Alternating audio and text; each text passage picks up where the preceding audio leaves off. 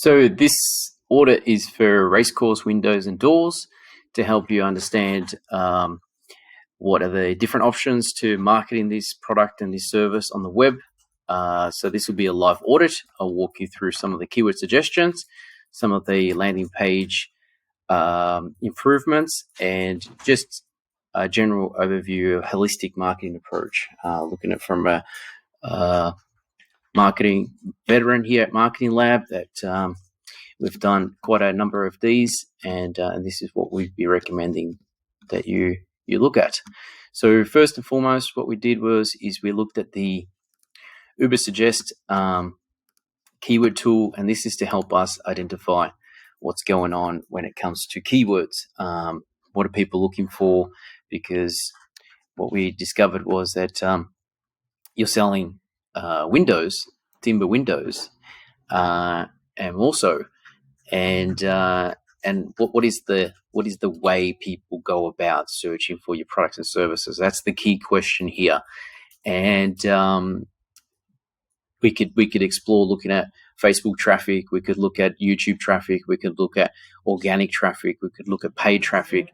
So I guess whenever a customer hasn't been online, hasn't been very proactive at trying to get business from the web, the first thing we look at is obviously people that are looking for our products and services. These people are always going to be the most motivated into taking action. Why? Because they have a need, a want, a desire. That's why, by definition, they've gone out and done a search online. So what we're going to start off with is trying to figure out how to get in front of those people that are looking for our products and services, because they're going to be the most likely to convert. And the way to do that is to look at a tool like Ubersuggest, which gives you a breakdown of all the keywords and your competitors' keywords, where we're strong, where they're weak, and where we might be able to sneak in and dominate. So based on the type of product that you sell, and based on a quick search for timber windows, I do a search and I see Stegbar comes up number 1, Valley Windows number 2, T&B discounts number 3, and all timber windows. So I've just picked randomly the top ones that are ranking, Valley Windows and All Time Windows, just for the time being, because they seem to be getting good ranking position. So once I enter them into Ubersuggest, what I can get is an idea of the type of keywords that they're going for. And what we can see right now is that these guys are ranking for timber windows, and timber windows again, window timber. So different combination, timber windows, timber for windows. So there's all these different variations of timber windows, and that's important because not everyone's going to search the same way. And we need to make sure that, or any business needs to make sure that anytime they're advertising a product, they need to take into account that there's going to be many different ways to say the same thing. So anytime you can have a good indication of what they are, this was the car noise here. Anytime you can identify what they are, you can then rank for them more accurately, more precisely. So when we look at a main keyword like timber window, what we see is that these guys here, Stegbar windows and timber windows, they seem to have the most amount of authority, and they got 16 links and a domain name of 33. I'll get back to this in a minute, but as you'll see as well with all timber windows, they have a domain authority of 12, so a lot less than Stegbar, and their social shares are 0, and the links are 536. So this means that there's an opportunity for us to come in and sneak in and do just as good as all timber windows by picking up on the socials. The socials seem to be a little less, so we could definitely squeeze in there. And as you will see, Ubersuggest that this keyword Windows Timber gets 1,600 searches a month, and it's got an SEO difficulty score of 25. That's in the green. That's basically meaning that it's easy pickings. So it's not complicated at all to get a keyword like that. And as you can see from the list here, they're all in the green as opposed to a few that are not. So this demonstrates there's a lot of value in pursuing these keywords because there's just not enough people doing SEO correctly in this space, and obviously you could break in there pretty quickly. Of course, to build the domain authority and to build ranking capabilities in that space, there is a bit of work that goes into that. We obviously need to write articles that relate to timber windows, and we need to become an authority in that space. And then we need to share those articles on the web and try to get that social share happening.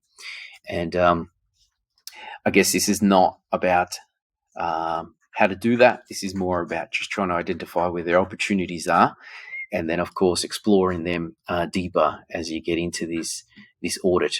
But for now, knowing that there's some opportunities to explore these organically, looking for those people that are looking for you, that says to me that this is a high value task and one worth pursuing. And as you can see, with the number of searches that each of these keywords get, it's definitely worth exploring and worth pursuing. So that's where I would be going to this. As far as the product itself, as we can see when we go to the website, we sell the awning windows, the casement windows, the double hung window. So the way we would be approaching this is to actually target these individually on Google. So you would have timber windows being the broad, and then awning windows being the more targeted product, so to speak. And as you can see, Stigbar there comes up first. All windows comes up second. Brandon's comes third, and we're nowhere to be seen. So this is where I'd be fighting for, is to try and get into these. If we can't slot into the broad term timber windows, we break into the awning windows. That gives us more of a chance to compete, and we have a good value proposition here. And then I'll do the same thing for casement. I would be going into Google and saying, okay, if someone does a search for casement windows, I want to rank number one. And as I can see here, that Bradman's comes up number one. Casement windows for Colonial Warehouse, Stegbar, and again, we're nowhere to be seen. So these are the areas I'd be focusing on to try and get some quick results, some quick wins, and then trying to figure out what are the limitations that our products have, and if those limitations are that transportation is a big component that people don't love, then maybe you look at focusing on geo-targeted areas where you might say, this makes more sense to be purchased from Melbourne because we're from Melbourne. The warehouses are in Melbourne. We can get them out a lot quicker. We can offer a better value proposition.